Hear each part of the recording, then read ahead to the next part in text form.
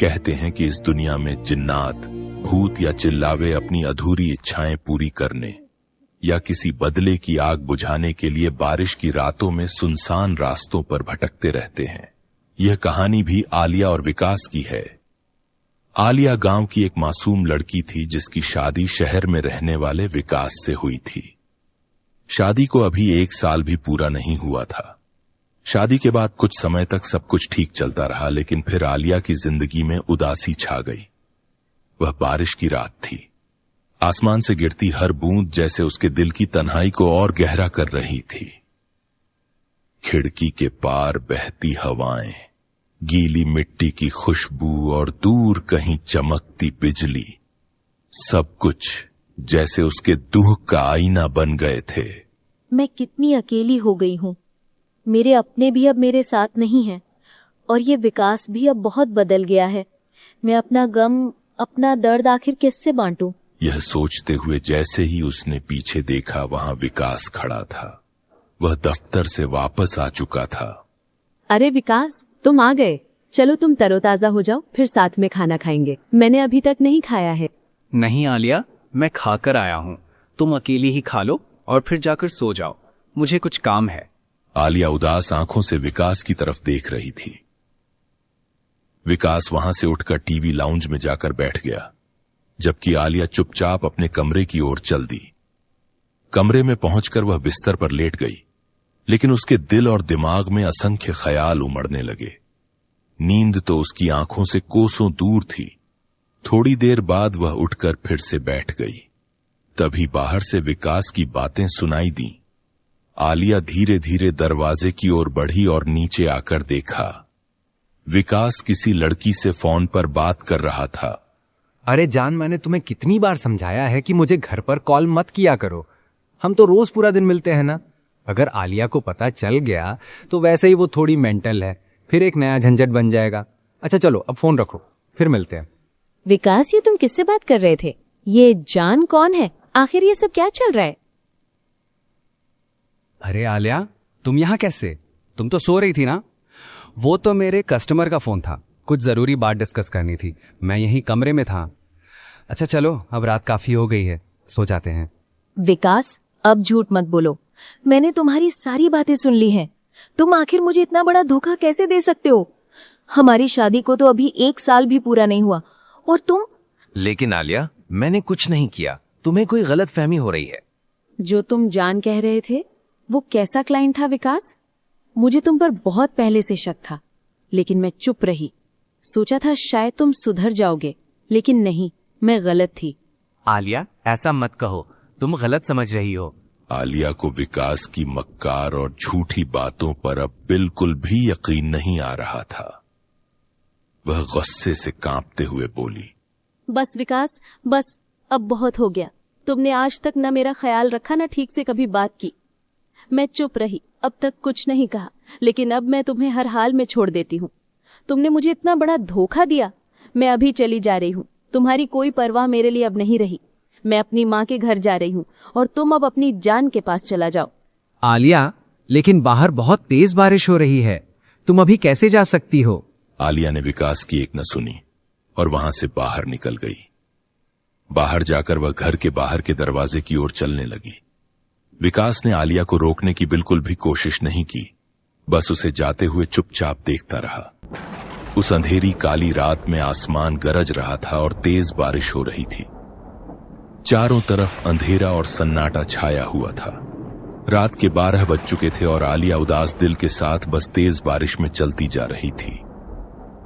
रात गहरी थी और बारिश भी ज्यादा, इसलिए कहीं भी टैक्सी या रिक्शा नजर नहीं आ रहा था। चलते चलते आलिया एक ढाबे पर जाकर बैठ गई और वहां किसी टैक्सी या रिक्शा के आने का इंतजार करने लगी। बारिश की बूंदों के साथ उसकी आंखों से भी आंसू बह रहे थे और वह अपने ही ख्यालों में खो गई थी। क्या मैंने अपना घर छोड़ना सही किया या गलत? मुझे इतनी अंधेरी रात में घर से अकेले नहीं निकलना चाहिए था। क्या मुझे विकास को एक और मौका देना चाहिए था? कौन जाने, वो एक अच्छा इंसान बन जाता। लेकिन विकास ने भी तो मुझे रोका ही नहीं। वो भी चाहता था कि मैं उसकी जिंदगी से जल्दी निकल जाऊं और बस उसी पल का इंतजार कर रहा था। उसे मेरी जिंदगी की कोई परवाह नहीं है। माँ कहती हैं कि अकेली औरतों को इन सुनसान काली रातों में बाहर नहीं जाना चाहिए, और ऊपर से आज तो मौसम भी बहुत डरावना है। लेकिन अब जो भी हो, जब विकास ही मुझे अपनी जिंदगी में नहीं चाहता तो मैं क्यों रुकूं? मैं अब हमेशा के लिए जा रही हूँ और कभी उसके पास वापस नहीं आऊंगी, कभी भी नहीं। बेटी क्या हुआ? तुम इतनी उदास क्यों हो और इतनी रात को अकेली कहाँ जा रही हो? उस भूरा ढाबे वाले चाचा राम की बात सुनकर आलिया ने अपने दिल की सारी बातें उनसे कहनी शुरू कर दी। बेटी, तुम्हारी बात सुनकर मुझे बहुत दुख हुआ, लेकिन तुम्हें इस काली रात में इतनी तेज बारिश में अकेले नहीं निकलना चाहिए था। क्या तुम्हें मालूम नहीं कि इन रास्तों से जो भी अकेली औरत गुजरी है वो इन सुनसान रास्तों के चालाकों का शिकार बन गई है? तुम्हें नहीं निकलना चाहिए था। लेकिन चाचा राम, चिल्लाना क्या होता है? विकास तो इन बातों पर बिल्कुल यकीन नहीं करता था और मुझे अब हर हाल में अपनी माँ के घर जाना है, इसलिए मुझे अभी जाना होगा। नहीं बेटी, छलावा होते हैं और इस काली बरसात की रात में तो उनका खतरा और भी ज्यादा होता है, इसलिए अभी मत जाओ। बारिश रुक जाए फिर चली जाना। नहीं चाचा, मैं नहीं रुक सकती। मेरी माँ भी परेशान होंगी और रास्ता भी बहुत लंबा है। मैं यहाँ और नहीं रुक सकती, मुझे अभी जाना ही होगा। अच्छा बेटी, ऐसा करो कि थोड़ा रुक जाओ, यहाँ मेरी ड्यूटी खत्म हो जाएगी, फिर मैं भी तुम्हारे साथ चलूंगा। तुम्हें किसी टैक्सी या रिक्शे तक छोड़कर मैं अपने रास्ते चल पड़ूंगा। लेकिन मेरी बेटी, अकेली ऐसे मत जाना। नहीं चाचा, मैं अब थोड़ी देर भी रुक नहीं सकती। मेरा दिल बहुत उदास है और जितनी जल्दी हो सके मैं माँ से मिलना चाहती हूँ, उन्हें गले लगाना चाहती हूँ, इसलिए मुझे जल्दी जाना है। अच्छा चलें चाचा, मैं बस चलती हूँ। उस ढाबे वाले चाचा राम ने आलिया को अकेले जाने से बहुत रोका, लेकिन उसने एक भी बात नहीं मानी। वह बहुत उदास थी और बस जल्दी से अपनी माँ को गले लगाना चाहती थी, इसलिए वह वहां से चल दी। वह तेज बारिश में निकल पड़ी। आसमान में गरज की तेज आवाजें गूंज रही थीं और बारिश लगातार और भी तेज होती जा रही थी। आलिया लगातार चलती जा रही थी। उसे किसी भी हालत में अपनी माँ के पास जल्दी से जल्दी पहुंचना था, लेकिन रास्ते में न कोई टैक्सी थी, न रिक्शा, न बस, कुछ भी नहीं। और वहां का वातावरण अब और भी डरावना होता जा रहा था। चारों तरफ से अजीब और डरावनी आवाजें आने लगीं। चलते चलते आलिया एक जगह पर रुक गई जहां टैक्सी रुकती थी, थोड़ी देर के लिए। कौन जाने, शायद कोई टैक्सी वहाँ आ जाए। और ये बारिश तो रुकने का नाम ही नहीं ले रही। पता नहीं मैं इस बारिश में घर कैसे जाऊंगी। लेकिन चलो ठीक है, अगर कोई टैक्सी नहीं मिली तो मैं पैदल ही घर चल जाऊंगी। आलिया अब उस सुनसान जगह पर थी जहां चारों तरफ सिर्फ अंधेरा ही अंधेरा था और दूर दूर तक कुछ दिखाई नहीं दे रहा था। आलिया डर के मारे कांप रही थी। आंखों में उदासी और चेहरे पर बेचैनी थी। वह अकेली वहां खड़ी थी कि अचानक वहां एक छोटा बच्चा राजू आ गया। आलिया उसे देखकर थोड़ा सा डर गई। अरे राजू, तुम कौन हो और इतनी रात में अकेले यहाँ क्या कर रहे हो?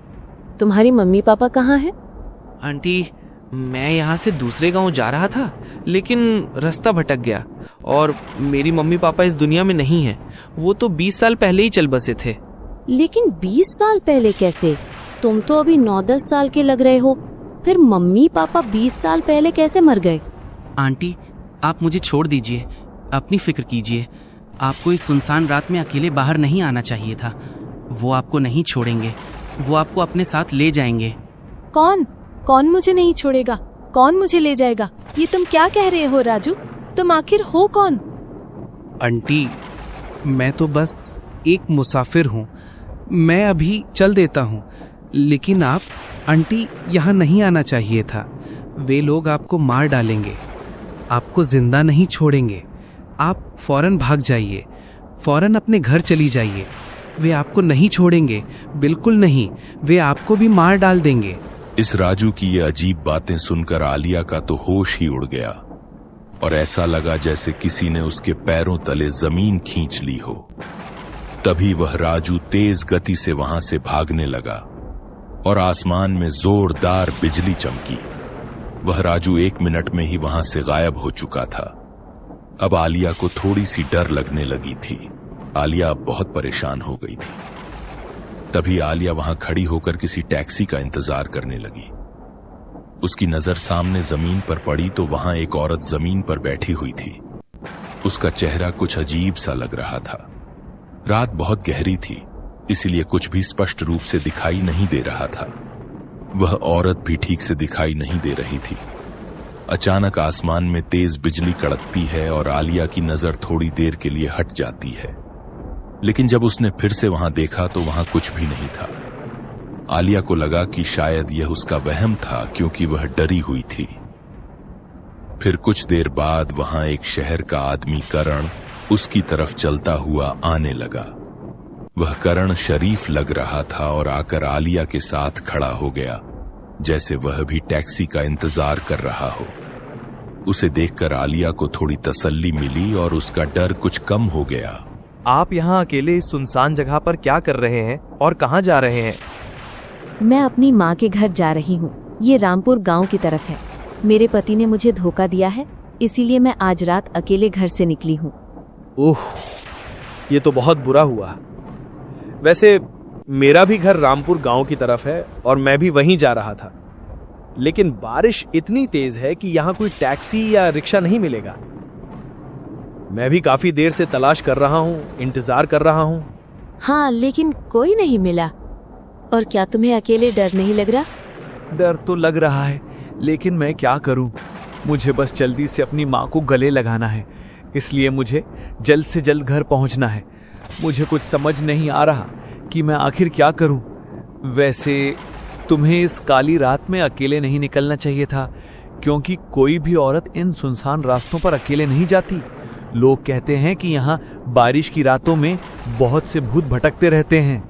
ये तुम क्या कह रहे हो? मैं पहले ही डरी हुई हूँ और तुम मुझे और डरा रहे हो। वैसे भी मेरे साथ कुछ अजीब सी चीजें हो रही हैं। आप ऐसी बातें मत करें प्लीज। अच्छा, मैं तो बस यूं ही कह रहा था। अच्छा, आप डरे नहीं, मैं भी इस रास्ते से जा रहा हूँ। यहाँ खड़े रहने का कोई फायदा नहीं, यहाँ कोई भी टैक्सी नहीं मिलेगी। चलिए, आप ऐसा करें कि मैं भी जा रहा हूँ इस रास्ते से। आप मेरे साथ चलें, मैं आपको आपके घर पहुँचाकर वहाँ से अपने रास्ते चल जाऊँगा। इस तरह आपको डर भी नहीं लगेगा। आलिया उस करण की बात सुनकर थोड़ी खुश हुई और दोनों साथ मिलकर वहां से चलने लगे। बारिश लगातार हो रही थी, लेकिन आलिया को अब डर नहीं लग रहा था, क्योंकि वह अब अकेली नहीं थी। वे दोनों उस सुनसान रास्ते पर चल रहे थे कि अचानक वहां से आवाजें आने लगीं और वह आवाजें सुनकर आलिया अचानक रुक गई। ये कैसी आवाजें हैं? क्या तुमने सुनी? ये तो अजीब सी आवाजें थी। यहाँ तो कोई भी नहीं है। फिर ये किस चीज की आवाजें हैं? नहीं, मैंने तो कोई आवाज नहीं सुनी। ये तुम्हें लगेगा कि यहाँ कुछ भी नहीं है। अच्छा, छोड़ो ये बातें, बस मेरे बताए हुए रास्ते पर चलो। तुम जल्द ही अपनी मंजिल तक पहुँच जाओगी जहाँ तुम्हें जाना है।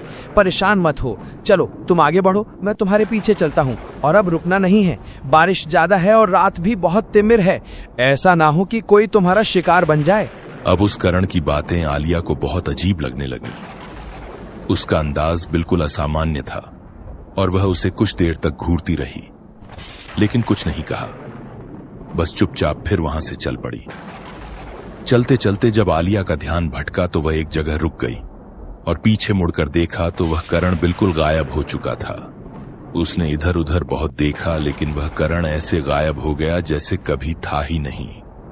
यह देखकर आलिया का होश उड़ गया और अब वह कुछ समझ नहीं पा रही थी। उसके दिमाग में अब वह चाचा राम और वह अजीब राजू घूमने लगे और डर के मारे वह चुपके से वहां से अपनी जान बचाने के लिए दौड़ने लगी। अब वह तेजी से चलने लगी, लेकिन थोड़ी ही देर में उसे लगा कि उसके पीछे कोई चल रहा है। पीछे से किसी के चलने की आवाजें आ रही थीं। वह अचानक रुक गई और पीछे देखने लगी। जब उसने पीछे देखा तो वहां एक भयानक जानवर जैसी अजीब सी औरत लाल साड़ी में भयानक रूप के साथ खड़ी थी। वह अजीब तरीके से हंस रही थी। उसे देखकर आलिया का दिल जोर जोर से धड़कने लगा और उसे दिल का दौरा पड़ गया। वहीं जमीन पर गिरकर वह मर गई। उस रात एक और औरत इन सुनसान रास्तों की चालाकी का शिकार बन गई।